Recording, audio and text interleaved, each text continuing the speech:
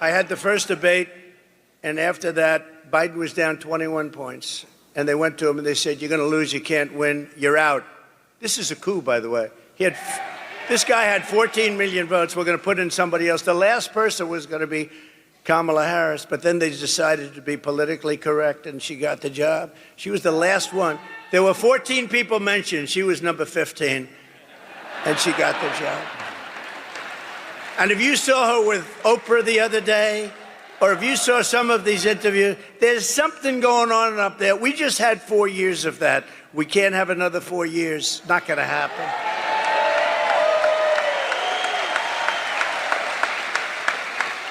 But she is offering to companies to entice them to keep jobs in America instead of shipping jobs overseas. First, she wants to listen to this. She's called the tax queen. They love her in other countries because she forces everybody out of our country into their hands.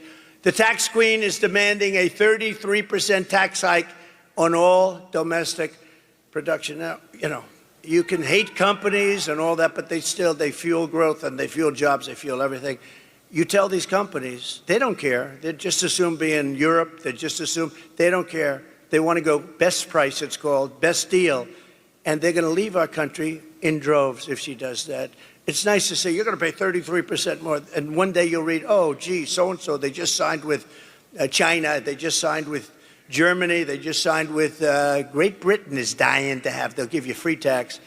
Next, she wants the largest capital gains tax in the history of our country. We've never had a tax. And then she's telling people, build your place here, but we're going to have a brand new wealth confiscation tax. So if you make money, you're going to pay us a lot. But more importantly, it's called an unrealized capital gain. You know what that is? That means that you're going to pay a capital gain even if you haven't realized it, even if you haven't sold. So a lot of people are rich, but they don't have cash. Now they're going to have to get cash because if their thing goes up in value, they have to pay a massive tax. You're going to have deterioration. You're going to have a depression. If that happens, you have a 1929-style depression. This woman is grossly incompetent. Grossly incompetent. Think of it. If a company succeeds, you have to sell it to give her half the value. Half the value is going to be owned by the government. So if it's successful, you'll have to sell it because you don't have the cash. It's a huge success. You're going to make a lot of money in the future. We don't care about the future. Sell your company now, and bad things happen. And nobody's, by the way, nobody's tried it. It's a communist kind of thing. You know that? You could say it's a Marxist thing if you like, but communist you understand better. In addition, Kamala is shutting down power plants nationwide, causing electricity prices to soar more than 100%, going up 100%. They will soon be totally out of control. They already are, and businesses will flee. They're going to flee our country. If they can't get energy, they're going to flee our country, and they're going to flee fast. And yet we have more energy under our feet than any other country. I call it liquid gold. Liquid gold. We have more. We have more than Saudi Arabia. We have more liquid gold than Russia, and yet we're buying oil from Venezuela. Why? And it's not really oil, it's tar. You have to melt it. And you know where they melt it? Talk about the environment. There's only one plant in the world that can take care of it because it's really not good. It's the worst. Only one. You know where it's located? Houston, Texas. So in Houston, Texas, they clean this stuff up. And you know where the stuff goes? Right up there. So if you're a big believer in the environment, this is not good. But we have the best oil on earth, and we have the most oil, clean, beautiful stuff, and we have the most. And we're going to use it. As I say, drill, baby, drill. That's what we're going to be doing, drill, baby, drill. And very importantly, she will close down all fracking and all fossil fuel development, which will bring our country into third world status. She's going to close down all fossil fuels. Germany tried it, but then they replaced Angela with somebody else, and that somebody else is now building a coal plant every single week in Germany. Germany was going to destroy themselves, I will say that. They were going to be out of business. They were having problems like nobody could believe in. That's how Kamala treats the American manufacturers. They're going to all leave, whatever's left of them, and there's not that much. They've gotten rid of so much. But if instead you ship production overseas, then she will give you a tax break. So if you build your product, make your product overseas, she's offering a tax break to make it overseas. Now you wonder why Biden has made so much money from all these countries. I mean, personally made and through the family. Think of that. You get an incentive to build your product outside of the United States. I mean, you don't have to be too good at business to know that's not going to work. It's honestly, it'll destroy our country. And you know, one of the other things, even whatever she's going to do, she wants to do it. She's going to, you know, she's going to the border very soon. She hasn't been there for 4 years. The border czar. I'm not the border czar. Oh, for years she was the border czar. Right now she's saying, because it's the worst border in history, but she's going to the border. It's very interesting. But you know what I ask? Well, even her policies now, they're crazy. They're crazy. They'll destroy country. But why didn't they do it 3.5 years ago? Now she's saying, we're going to do this, we're going to do that, whether she's right or wrong. So she had 3.5 years to do it. She didn't do anything. Our country has really gone back to levels. The only employment was all the bounce back jobs that we created. Millions and millions bounced back right after the pandemic. Any pandemic anywhere, you have bounce backs. And they had a bounce back. But you know, out of all the jobs that were created, most of those jobs went to illegal migrants. You know that. It didn't go to Americans. And what's happening with the people pouring into our country is they are killing the jobs of the black population and the Hispanic population. They're taking their jobs. So if you're black or Hispanic, thank you very much. Vote for Trump. You'll be in good shape. It's crazy. Those people are coming in, and they're taking the jobs of the black population and the Hispanic. And it makes sense. I mean, why not? And did you see black unemployment rose incredibly in the last 3 months? A lot of people say, why is that? Why is that? They can't. I'll tell you why. Because people are coming in and taking their jobs. That's the way it is. And it's no wonder that under Kamala Harris, we lost 24,000 manufacturing jobs last month. 24,000. We're going to turn that around so fast. We had created 650,000 manufacturing jobs before we even got ready to do it. And now we're ready. We're ready to do it. And the country's ready to do it. We need it. We have to have it. We need a renaissance. It's going to be a renaissance. But this horrific nightmare for American workers ends the day I take the oath of office, January 20th.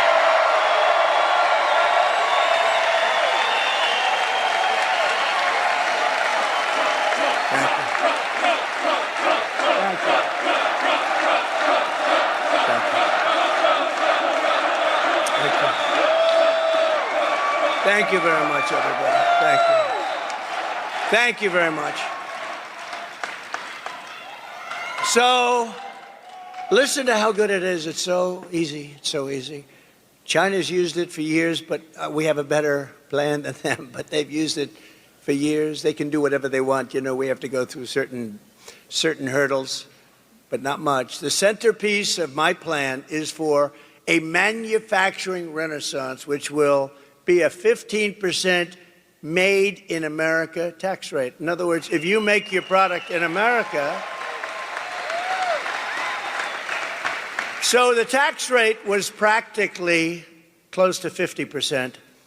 Some people would say 38, but when you added it all up, some companies are paying much more with state and local, much more than 50%.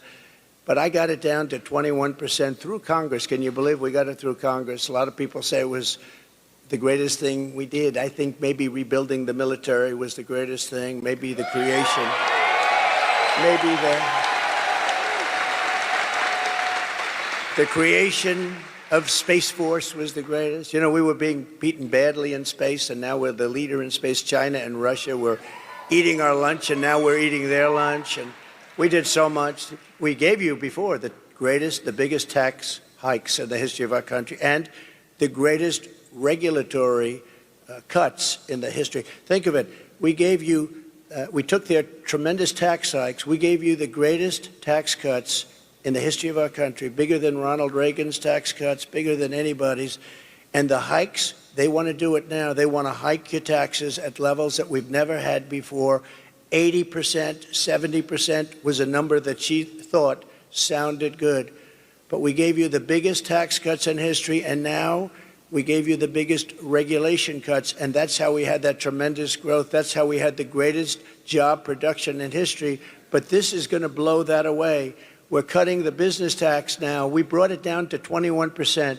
So you could say it was over 50, but you could also say it was 39%. We got it down to 21%. Some of you great Congress people are here, and they are very, very instrumental in having done that.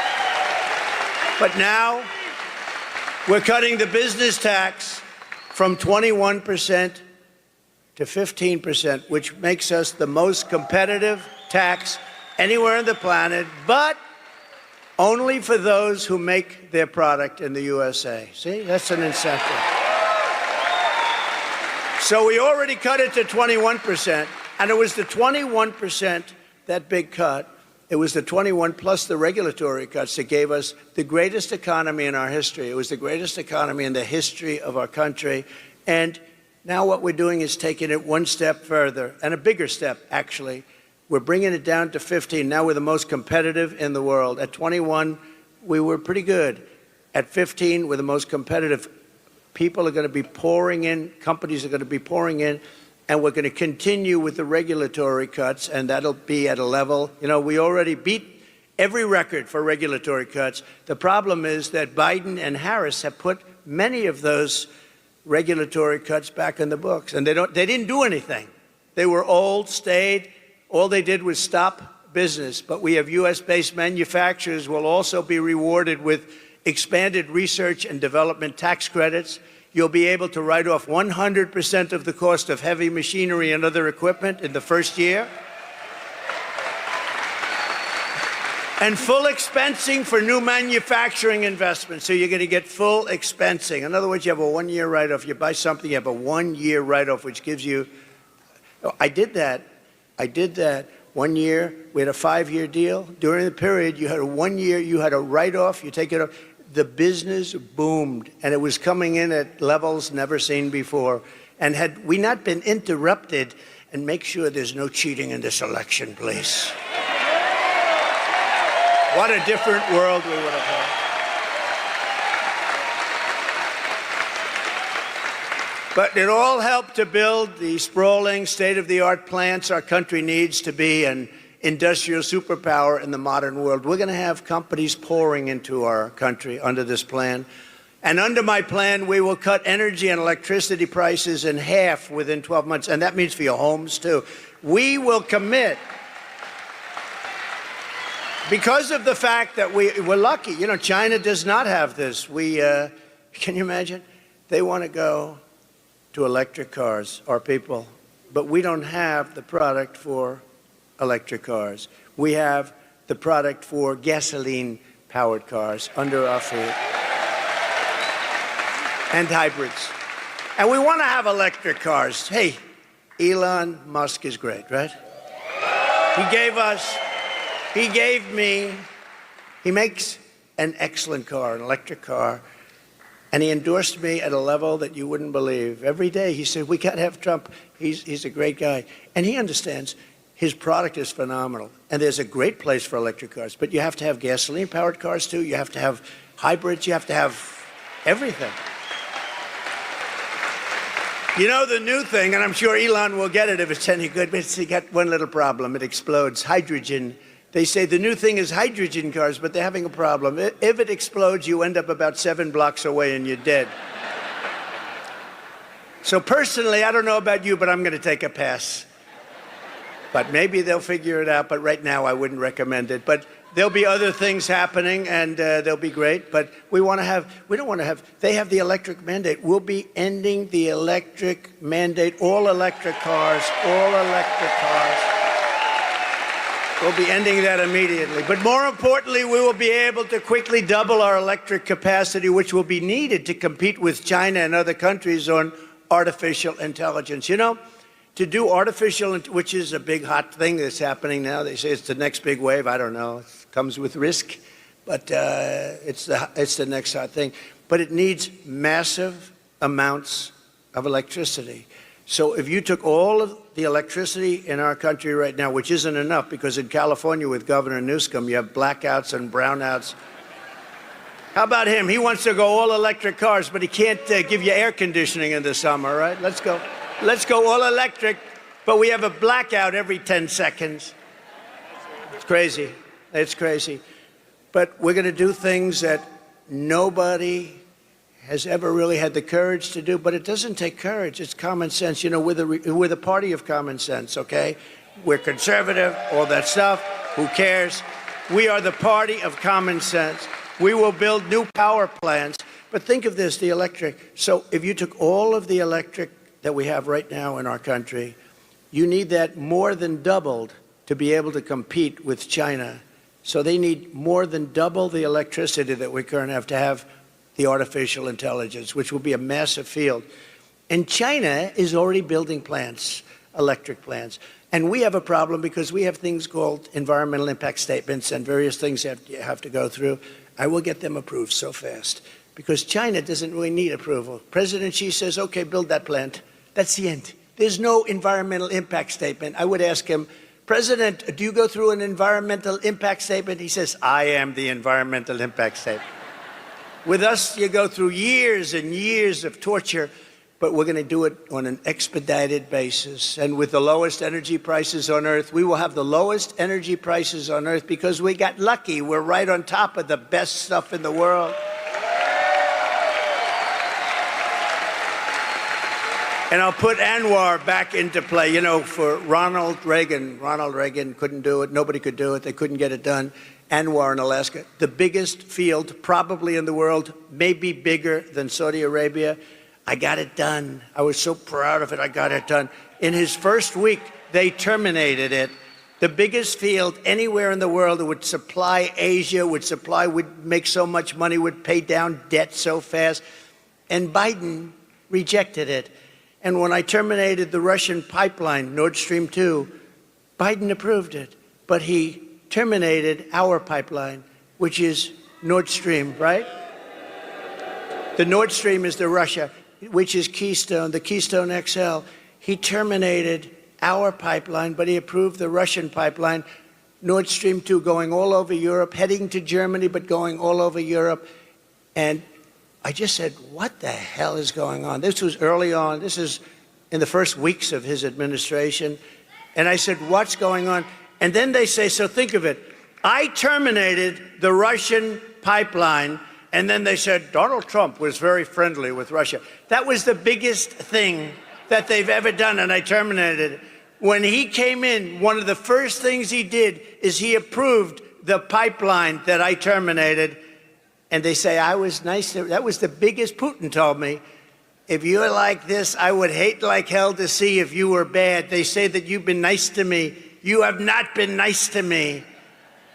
With all the sanctions, but we had the fake Russia hoax, which, by the way, endangers our country when they do that. It turned out to be a total fake. Endangers, we can't have that. From the standpoint of even business, we have to be able to get along with other nations. We have to be able to use the minerals and other things that they have.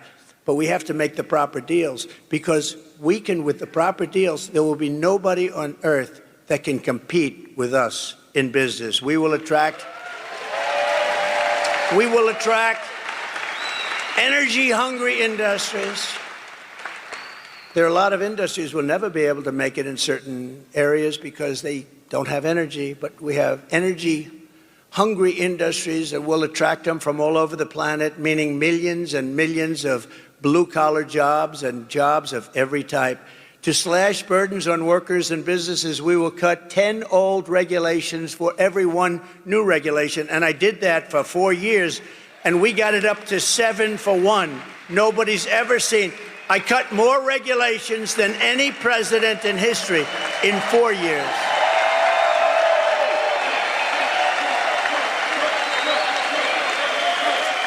And we will set up special zones of federal land with ultra-low taxes and regulations for American producers These will be ideal spots for relocating entire industries that we've taken in from other countries. They're going to come in at levels that nobody's ever seen before.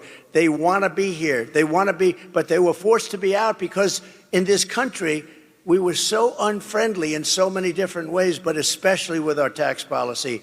We will seriously expedite environmental approvals, and we will get everything approved quickly to unleash mineral production and rare earth. They think we have to go to China for rare earth. We don't. We have more rare earth than they do, but it's protected environmentally. We can't do anything about it. We're going to do something about it. We're going to use our resources to our benefit. And it'll be clean and environmentally perfect so that Americans can manufacture everything that we need, the resources we have right here. American soil, it's got everything. It's got the rare earth, it's got the oil, it's got the gas. We have everything. The only thing we don't have is smart people leading our country.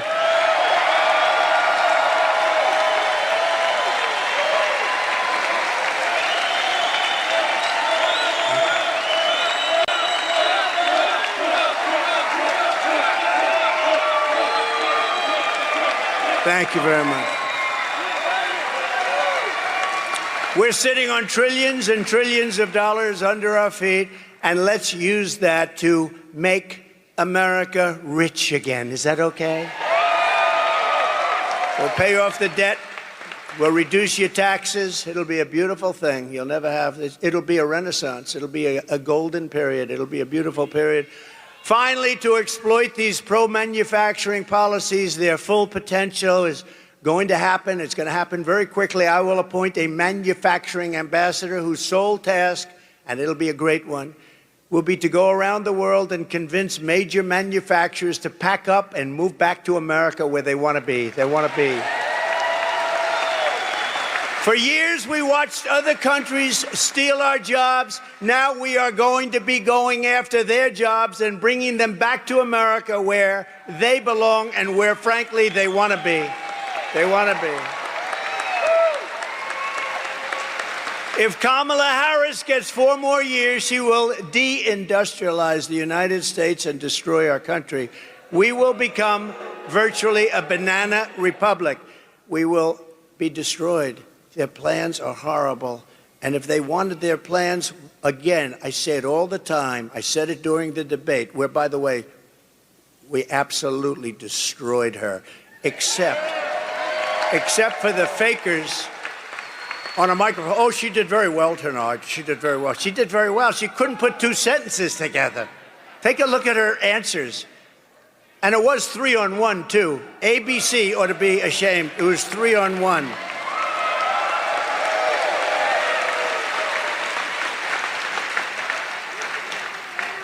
And actually, it's also interesting because after that horrible situation, because it's the fake news all over again. Fake news, you got a lot of them back here, by the way. But it's the fake news. But you know what? My numbers, look at the numbers today. The numbers are higher than they've ever been. We've never had numbers this good. So something happened that was pretty good. But it was interesting. I couldn't believe. I thought she was so bad. I came off that stage. I said, she was so bad. You know, one of the things, he's the GOAT of debates. I said, is that a good thing or a bad thing? They said, greatest of all time, 21 debates. And I thought that was one of my best debates. But, you know, after they spin better than anybody. Well, I don't know if I thought he did too well tonight. And wasn't she really terrific? She didn't say anything. Except lies like a bloodbath, like Charlottetown. She lied. And you know what I say, just in finishing this topic? Because they'll say, oh, he fell into a trap. He talked. You know, when somebody says something bad about you, if you then, nobody else, this only happens to me, if I then refute them, Marjorie, if I say, that's not true, and just give a few seconds and people understand it, they say, he fell into a trap. No, if they say bad about me, I got to refute it. I do it quickly, but I refute it. As soon as I refute, oh, he fell into a trap. Why would I let her say something bad about me and let it stand out there? If I don't refute it, people are going to think it's true. These people are the worst. These people are the worst. But it's been amazing what's been happening, and they're hearing what we're doing policy-wise, military-wise, border-wise, maybe especially border. You know, in 2016, I won on the border, and we fixed the border very quickly, and I was very proud of it. After that, nobody wanted me to talk about the border. They said, sir, it's been fixed. You know, I said, I want to talk about the border. They wouldn't let me, even though we got 12 million more votes in the following in 2020. We got 12. But listen, there is more enthusiasm now than there ever was for 2016 or for 2020 because of how bad they are, because of how good a job we did and how bad they are. Under Kamala, there will be no car industry, no steel industry, no significant manufacturing of any kind, and we will be at risk of military defeat. You know that, right? A very simple fact is this: if you don't have steel, you don't have a military. And I'm not going to allow, and I said it before and I'll say it again, and I got along with a great gentleman, Shinzo Abe from Japan. He was assassinated. He was a great gentleman. But I said, Shinzo, we have to change our trade deal. And he said to me, I knew you were going to come with that. I said, well, why did you know? He said, for 25 years, no American has said that to us. They got away with murder. And we changed the deal. And the deal we now have is really good, but the deal we're going to have is going to be beyond belief with every, not just with Japan, with every company and every, frankly, with their companies and with their nations. I'm not going to allow Japan to buy U.S. steel. I'm not going to let it happen. 70 years ago, again, the greatest company on earth. Vote for Trump and you will see a mass exodus of manufacturing from China to Pennsylvania, from Korea to North Carolina, from Germany to right here in Georgia. They're going to come to Georgia from Germany and lots of other places.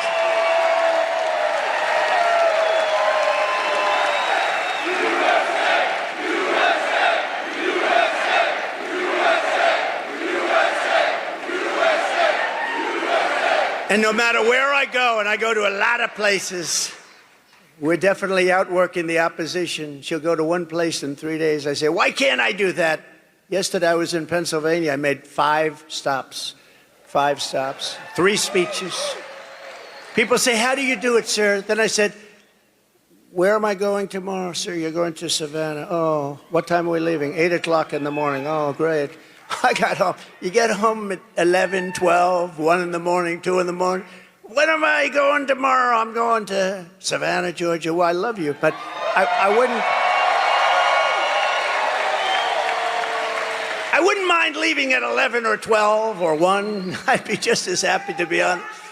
Sir, we're leaving. Sir, we're leaving at 9 o'clock. We're leaving at 8 o'clock. But it's okay. It's okay. It's worth it. But look, the way I look at it, we have no choice. If we don't win this election, we don't have a country anymore. So we're going to work our asses off. We're going to work our asses off. We will bring back the American dream bigger, better, and stronger than ever before. It's going to happen. We're pleased to be joined today by former Senator David Perdue, who is really working hard on the campaign. David? Where is David? Where is he? See? He's such a nice guy. He didn't even want to stand up. He just wants to get the job done. That's what you do. You're a great guy, David. I appreciate it. Everyone's telling me you're working so hard. I said, where's David? He's working. And he's working on the campaign. He wants to get it done. We have another great gentleman, a really fine guy, a fantastic political person, Lieutenant Governor Burt Jones. Burt, stand up, Burt. And his incredible father is here. Good genetics in that family. Thank you very much. It's a great honor to have you.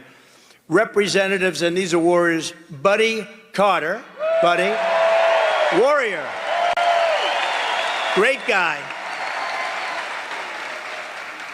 And a very shy, quiet person, doesn't like mixing it up too much. But she is really highly respected in Washington, and she's fantastic. Marjorie Taylor Greene.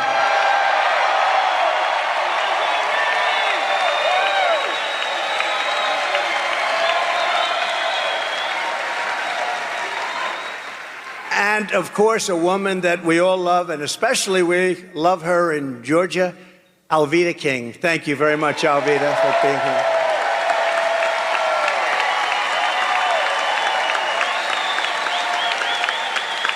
And I also want to thank Governor Kemp. He's been fantastic. He really has been fantastic, and we're going to get this done. But I want to thank Governor Kemp for his support, great support. Starting on day one, I will seal the border and stop the migrant invasion of our country.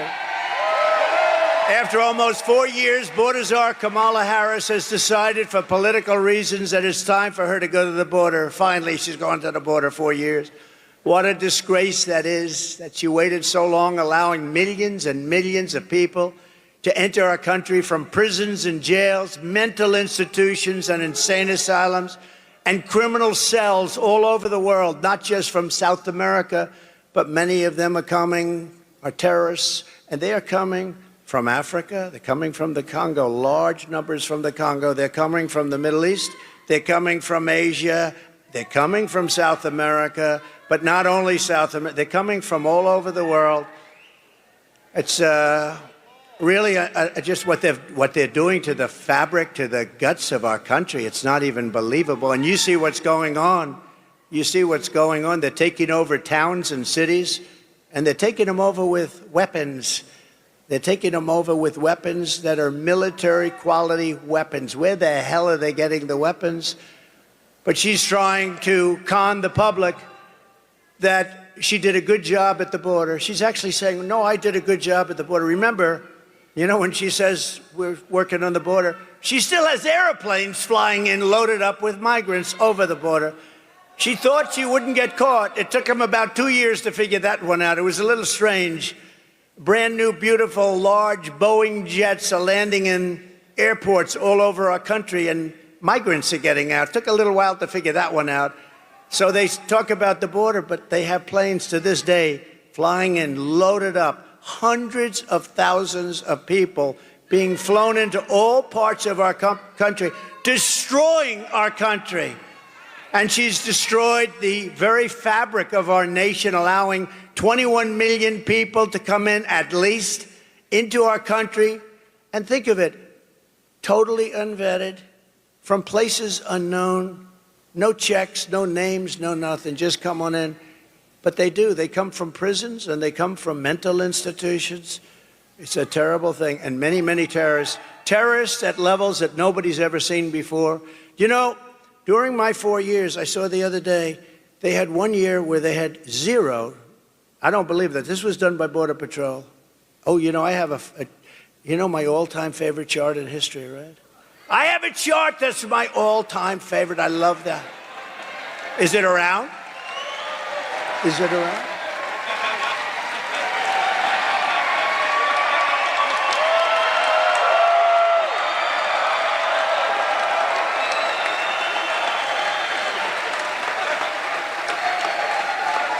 I love that chart. I sleep with that chart every night. I kiss it. I love it. Because that chart saved my life. I looked to the right. Bing. If I didn't look to the right, I wouldn't be here with you today. I guarantee you that. And it was amazing because that chart is seldom used, because I don't like to brag. It's seldom used. But when it is used, it's always on my left. It's always on my left, and it's always at the end of the speech. And I do a lot of things without a teleprompter. Isn't it nice, by the way, to have a president that doesn't need a teleprompter? Isn't it nice? Because a lot of, you know, I don't often use a teleprompter, because if you use a teleprompter, it gets very boring. You know, if I read every single word, I could go right down and you'd be in and out of here in 35 minutes. You say, that was pretty boring, wasn't it? Even with the good numbers that we're putting up, that would be boring. This chart is the greatest thing ever. I said, let me see the chart, bring it down. That was a lucky one, but maybe not lucky, maybe right up there. Maybe not lucky. Maybe, I think, my two sons are great shooters, and they said, Dad, from 130 yards, a bad shooter couldn't miss with that gun, AR-15. And we lost a great, as you know, great fireman and two other people we thought we lost, but the doctors were phenomenal. The local doctors, they were sort of country doctors. They were phenomenal. They saved them. They're okay. And you know the nice part, a friend of mine came up to me and said, the firefighter, Corey, great guy, beautiful family, beautiful wife, daughters, he jumped on top of his daughter, so he got hit right in the head. Right. But you know, I don't know if I've said this publicly, but you know, a friend of mine came, a member of Mar-a-Lago came up to me. He said, I'd like to give the family, and this is not a family with a good life in a safe community. There's no crime. There's no muggings. There's no pushing people into subways. There's no anything. It's a nice community. And Butler, and a friend of mine came up and he said, I'd love to give the family of the fireman a check for something. I said, good. I think it would be great. How much? He said, I don't know. And he handed me a check, signed it, $1 million. I said, wow. And then, and you know, when it was presented to this incredible wife of Corey, really incredible, devastated by what happened. He was a big fan. He was a big Trump guy. He had everything. They all were, all three, but the crowd was as far as they said 55,000 people, as far as the eye could see, and nobody left. You know, when those bullets went off, like if it happens at a soccer game, they hear a bullet, everyone, they call it a stampede, like cattle. It's a stampede, and people are killed. Many people are killed. These bullets went off, but not one. There were a lot of them, 8, 9, and they went off. Secret Service shooter was unbelievable. The local police, actually, they did a great job in terms of the shooting. He may have also hit this lunatic, but think of it. So we gave her the check. She's never seen anything like it. They live very nice life, but no money, no money. And now she has $1 million. I said, that's only the beginning, because we did a GoFundMe, and they raised about $6 million. And so the other two men that got hit were really hit hard. They were not going to make it. First question I ask is, how many people were killed? Because with so many people, no matter where a bullet goes, going to hit somebody. They said 3 are probably dead, Well, the 2 were taken immediately to the hospital. The doctors were great. I was taken to a hospital. The doctor was, the whole hospital was fantastic. I mean, just so professional, so good. He looked at me, he said, you are the luckiest man. I said, no, maybe it's something else, but he couldn't believe it.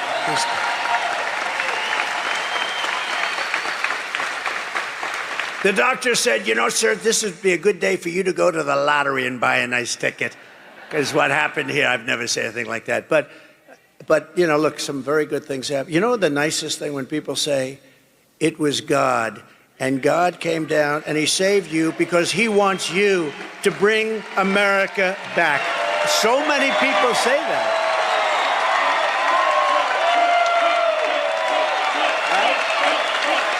So many people say that. I hope that's true. I hope that's true. Thank you.